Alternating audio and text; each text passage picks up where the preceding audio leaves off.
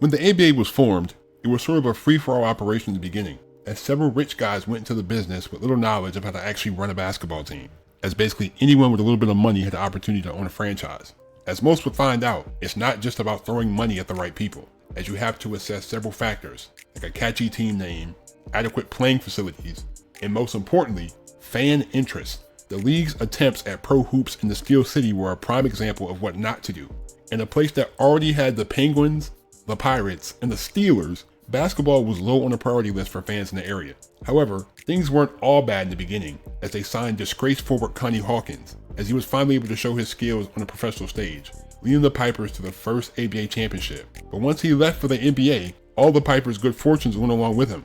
Due to inept upper management and overall lack of fan interest, the Pipers only lasted 5 seasons before they shut things down for good. But today's video will hopefully explain why it's been over 50 years since pro basketball was in Pittsburgh.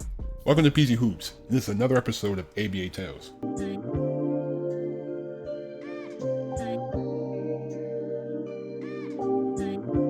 "1967 was an interesting year in the basketball world, as the NBA was looking to expand and a new league was on the horizon.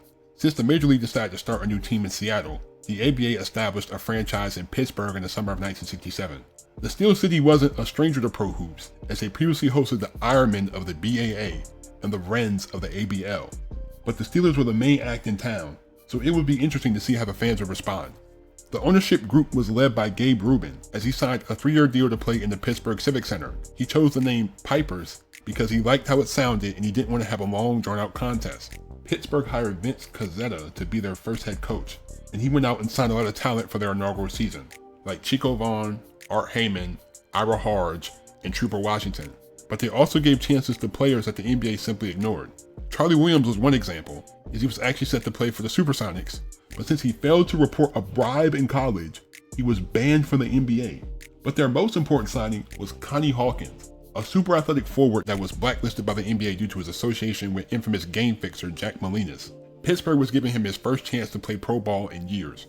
Connie would lead the charge, dazzling the fans with his slam dunks and his overall creativity at the rim. The Pipers were one of the best teams in the league this year, going undefeated in December while winning 12 straight in mid-February. Art, Charlie, and Chico all averaged over 20 points a game, but Connie took the lead by storm, finishing as the scoring champion. He was also second in rebounds, second in field goal percentage, and fourth in assists, winning the MVP award. Pittsburgh's high-octane offense led to a league-best 54-24 record as they faced Indiana in the semifinals. Connie went off in Game 1 with 38 points, 19 rebounds, and 8 assists, followed by 28 points, 15 rebounds, and 8 assists on 10 of 15 shooting in the closeout Game 3. The Minnesota Muskies were next, and although Pittsburgh easily won the first game, the second one saw insane performances on both sides, as Mel Daniels put up 38 points and 27 rebounds, while Trooper dropped 26 points and an ABA playoff record 35 rebounds. Pittsburgh won the series in 5 games, securing a trip to the first ABA Finals and a date with the New Orleans Buccaneers, who featured Red Robbins, Doug Moe, Larry Brown, and Jimmy Jones. This was the most competitive series of the playoffs, as the Pipers were able to draw first blood, despite 41 points and 23 rebounds from Red. The Bucks stole Game 2 on the road as they shot 46 free throws, and the Pipers shot 35% from the field. 30 points and 22 rebounds from Red was enough to help New Orleans take the series lead. Connie led the Pipers to a narrow overtime win in Game 4, dropping 47 points and 12 rebounds. But Pittsburgh would lose another game at home, now needing a win on the road to force a Game 7. Connie came to play with 41 points and 12 rebounds as the last battle of this war was waged in Pittsburgh. Charlie was the star of the show, and the Bucks were able to somewhat slow Connie down, but he still had 20 points, 13 rebounds, and 9 assists, as the Pipers earned a 9-point victory. Connie's postseason heroics earned him the playoff MVP award, as this is still the only pro basketball championship in the city's history. Surprisingly, the players wouldn't get their championship rings until 30 years later. In terms of attendance, Pittsburgh did pretty well, averaging over 3,000 fans a game, as during a January matchup against the Muskies, they drew a then-league record 12,300 fans. You would think that after winning a championship, upper management would look to further establish their roots in the city, but nope. Gabe suddenly moved the team to Minnesota, as popular Minneapolis attorney Bill Erickson bought a majority interest in the franchise, and the Pittsburgh Pipers were now the Minnesota Pipers. This move was highly questionable for 2 reasons. One, because the fans in Pittsburgh were just starting to embrace the team before it was ripped away from them, and 2, the Muskies, who were just there literally the season before, struggled to turn profits and had to relocate to Miami. But the higher-ups felt like they could succeed where the Muskies failed. For the second season, the Pipers hired a new coach, former LaSalle headman Jim Harding. They mostly kept the same roster while adding Mike Lewis, Steve Vasendak, and Frank Card as supporting pieces. But Jim would ultimately derail their season as he tried to run the team like a college program, running his players into the ground with unnecessarily long practices. And since the players barely had time to recover, Connie, Chico, Charlie, and Art all suffered serious injuries. But the antics didn't end there with Jim, as the Pipers actually had a good start to the season. He was picked to be the coach of the East All-Stars. But at the banquet before the game, Jim started attacking Gabe, and the two got into a scuffle. As you might expect, Jim was fired from the spot, and Gene Rose would replace him as the All-Star coach. Executive Vern Mickelson would take over for a few games until Verl Young was hired. But this team was doomed, even with Connie healthy. The frequent snowstorms hurt attendance, and the team resorted to selling tickets for just $2 in an effort to fill the stands, but this didn't work. The Pipers lost an estimated $400,000 this year, and they only averaged about 2,200 fans a game. Even with all the BS going on, the Pipers still finished 36-42, good enough for a semifinal matchup, ironically, against the Miami Floridians.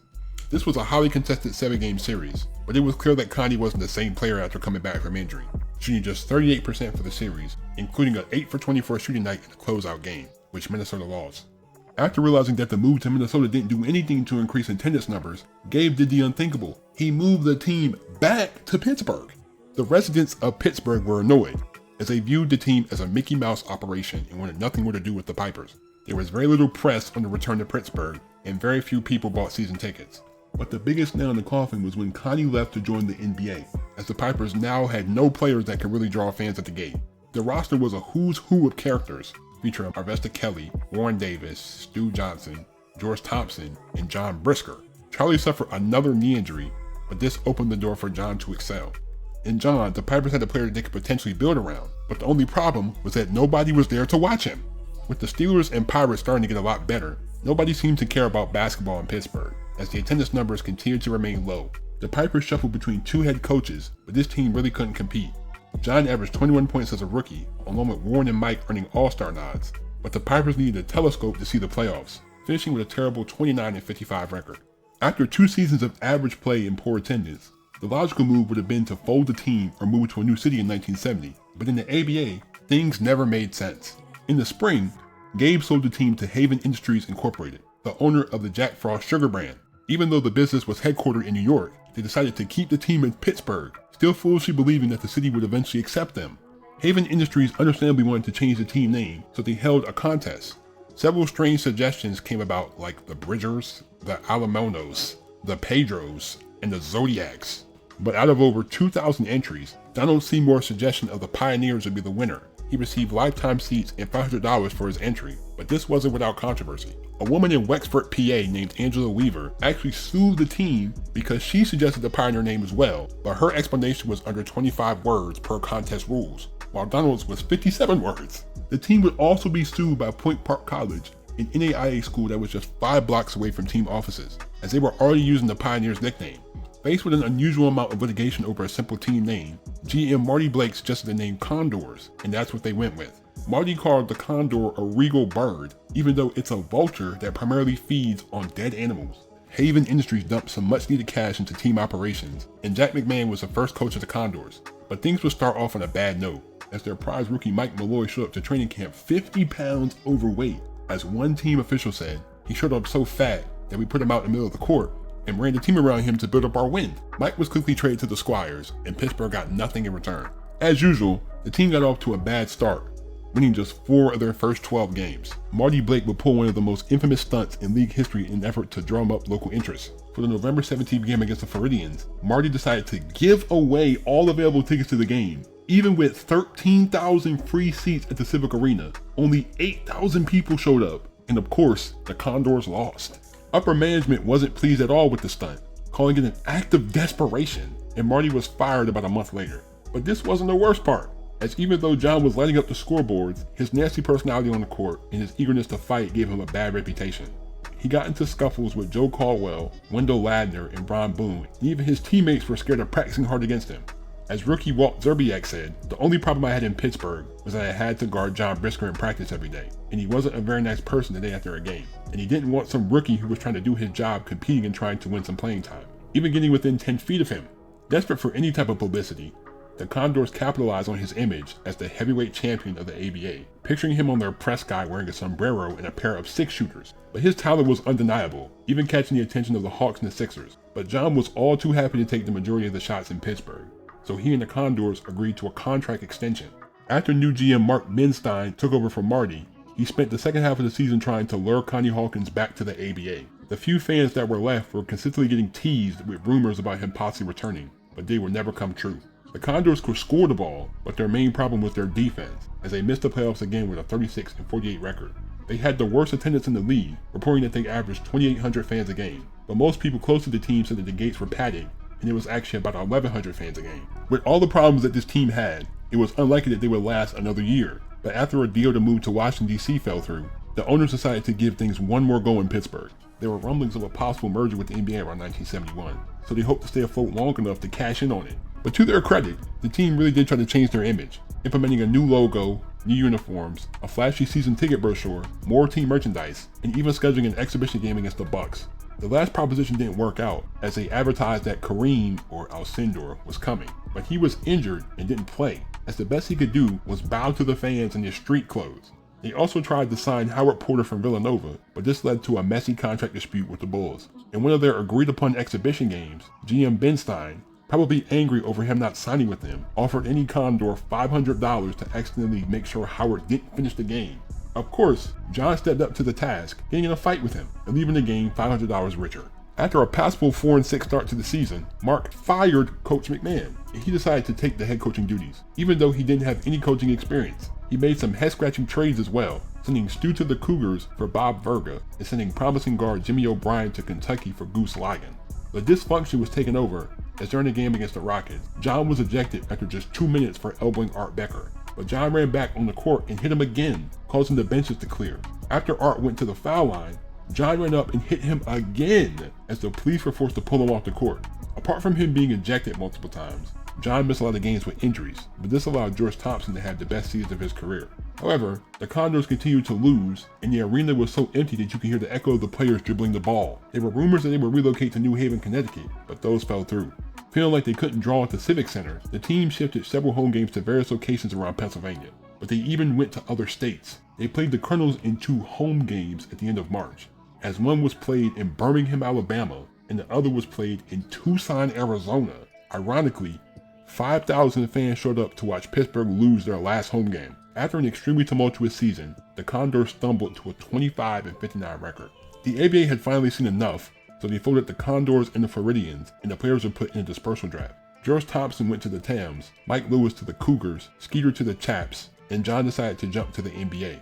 The ABA was a truly unique experience if you were a basketball fan in the 70s. While they did ultimately change the game, there were too many examples of terrible business decisions that stained the reputation of the league.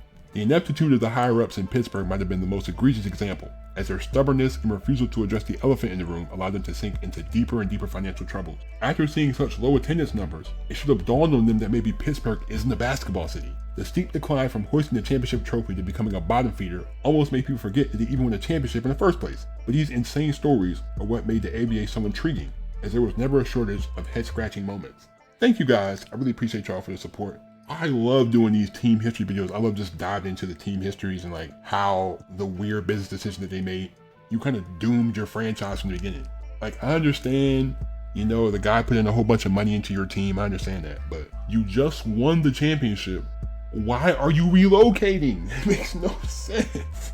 That makes no sense. And then you realize that, wait, you don't look at the other teams and realize that, wait, there was already a team in Minnesota and they didn't do well either, but hey, we're gonna do better than them. And then after the Minnesota move fails, of course, you go back to Pittsburgh, like everything is all good, and you're giving away tickets to a game. Like, even when you're giving away the tickets for free, you can't even sell it in an arena. And I think once Connie left, all the air from that franchise was gone. It's such a dichotomy when you have franchises like the Pacers, the Colonels, New York, like franchises that were run like actual professional teams, and then you have like Pittsburgh, Miami, you know, just teams that really operated on shoestring budgets, like real rinky-dink operations, you know, just people just barely making enough money to survive. People realizing that, you know, running the basketball team takes a lot of freaking money. I definitely want to look into the Miami team and definitely look into the Baltimore Claws and the Memphis Tams, of course. I'm going to do all the teams eventually, but shout out to y'all for the support. I really love that y'all enjoy the ABA content, man, because it seems like I'm one of the few guys on YouTube that's even doing ABA content. So shout out to y'all for supporting. Leave a like if you enjoyed. Hit that subscribe button if you're new to my channel. Turn on my post notifications if you haven't already. Thank you. Please be safe. Stay on the grind. I'm out. Peace.